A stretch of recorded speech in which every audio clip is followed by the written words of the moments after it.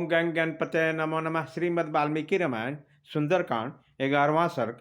यह सीता नहीं है, ऐसा निश्चय होने पर हनुमान जी का पुनः अंतःपुर में उनकी पान भूमि में सीता का पता लगाना, उनके मन में धर्मलोप की आशंका और स्वतः उसका निवारण होना।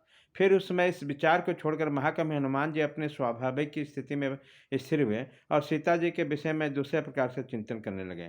उसने सोचा, भामिनी सीता श्री रामचंद्र से बिछड़ गई है। इस दशा में न तो सो सकती है, न भोजन कर सकती है, न श्रृंगार एवं अलंकार कर सकती है। फिर मदिरा पान का सेवक तो किसी भी प्रकार नहीं कर सकती।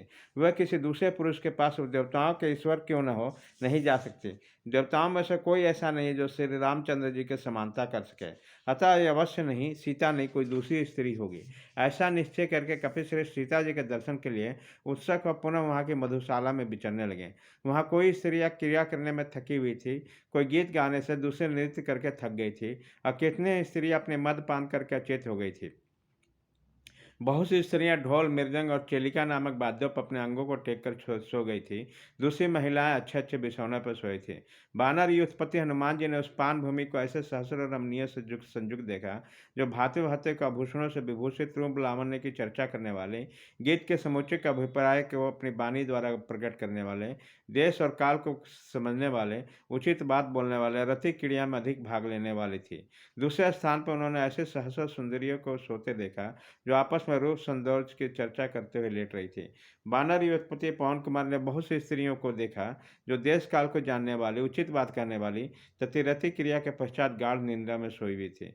इसी बीच इन सबके बीच में महाबाहु राक्षस राज रावण विशाल गौशाला में श्रेष्ठ गौों के बीच में सोए की भांति साढ़ की भांति शोभा पा रहा था। जैसे वन के में हाथियों से घिरा हुआ कोई महान गजराज सो रहा, उसी प्रकार उस भवन में उन सुंदरियों से घिरा हुआ राक्षस राज रावण सुशोभित हो रहा था।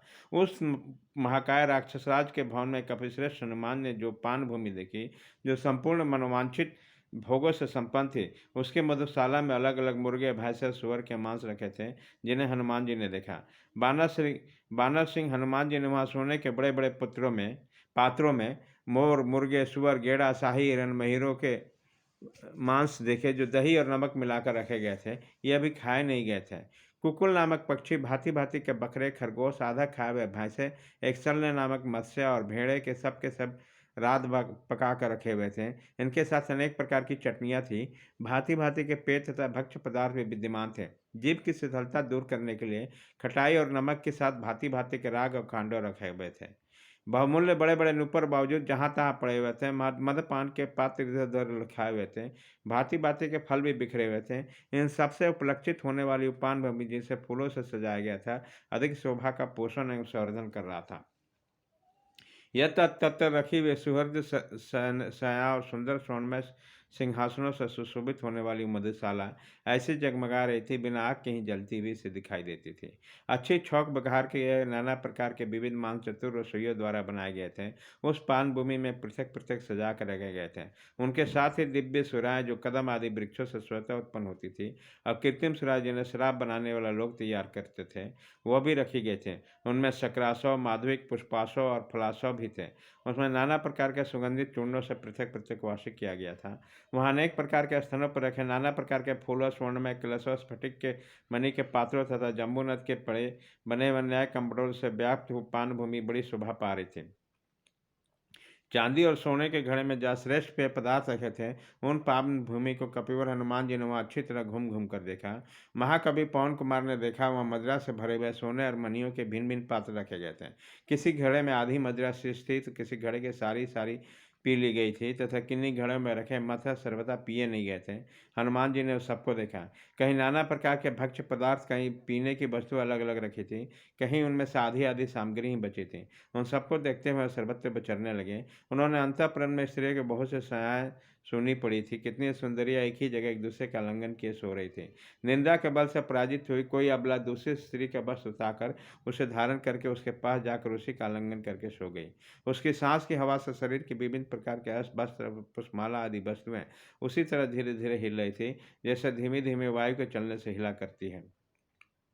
उसी समय पुष्पक विमान में शीतल चंदन मध्य मधुर रस विभिन्न प्रकार की माला भांति भांति के पुष्प स्नान सामग्री चंदन और धूप के अनेक प्रकार गंध का बहार वहन करते सुगंधित वायु सब और सब प्रवाहित हो रहे थे। उन राक्षस राज के भवन में कोई सांवली कोई गोरी कोई काली कोई स्वर्ण के समान कांति वाली सुंदर युवतियां सो रही थी। निद्रा के बस में होने के कारण सबको उनका काम मोहित रूप मुदे हुए मुख वाले कमल पुष्पों का समान जान पड़ता था। इस प्रकार महातेजस्वी कपिवार हनुमान ने रावण का सारा अंतःपुर छान मारा तो वहां उन्हें जनक नंदिनी सीता का दर्शन नहीं हुआ। उन सोती हुई स्त्रियों को देखते देखते महाकपि हृदय धर्म के भय से संकित हो उठे। उन्होंने हृदय में बड़ा भारी संदेह उठा। वो सोचने लगे इस तरह गाढ़ निंदा में सोई प्राय स्त्रियों को देखना अच्छा नहीं है। यह तो मेरे धर्म का अत्यंत विनाश कर डालेगा। मेरी दृष्टि में अब तक कभी प्राय स्त्री नहीं पड़ी थी। यहाँ आने पर ही मुझे प्राय स्त्री का अपहरण करने वाले इस पापी रावण का दर्शन हुआ। ऐसे पापी को देखने में भी धर्म का लोप होता है। तदंतर मनुष्य हनुमान जी के मन में एक दूसरी विचारधारा उत्पन्न हुई।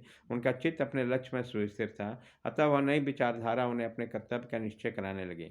वो सोचने लगे इसमें संदेह नहीं कि रावण की स्त्रियां निशंक सो रही है। उसी अवस्था में मैंने उसको सबको अच्छी तरह देखा, तथापि मेरे मन में कोई विकार नहीं उत्पन्न हुआ है।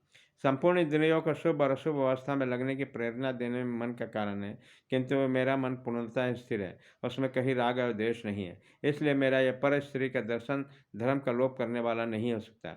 विदेह नंदिनी सीता को तो दूसरी जगह मैं ढूंढ भी तो नहीं सकता, क्योंकि स्त्रियों के ढूंढते समय उन्हें स्त्रियों के बीच में ही देखा जाता है। जिस जीव की जो जाति होती है उसी में खोजा जाता है। कोई भी युवती स्त्री को हरनियों के बीच में नहीं ढूंढा जा सकता। अतः मैंने रावण के सारे अंतःकरण में शुद्ध हृदय से अन्वेषण किया, किंतु यहाँ जानकी जी नहीं दिखाई देती। अंतःपुर का निरीक्षण करते हुए महापराक्रमी हनुमान जी ने देवताओं गंधर्वों नागों की कन्या को वहाँ देखा, किंतु जनक नंदिनी सीता को नहीं देखा। दूसरे सुंदरियों को देखते वीर बारन हनुमान ने वहाँ सीता को नहीं देखा। तब वहाँ से हटकर अन्यत्र जाने को उद्यत हुए। फिर तो श्रीमान पवन कुमार ने उस पान भूमि को छोड़कर अन्य सभी स्थानों में बड़े यत्न का आश्रय लेकर खोजना आरंभ किया। इस प्रकार श्री वाल्मीकि निर्मित आर्ष रामायण आदि काव्य के सुंदर कांड में 11वां सर्ग पूरा हुआ।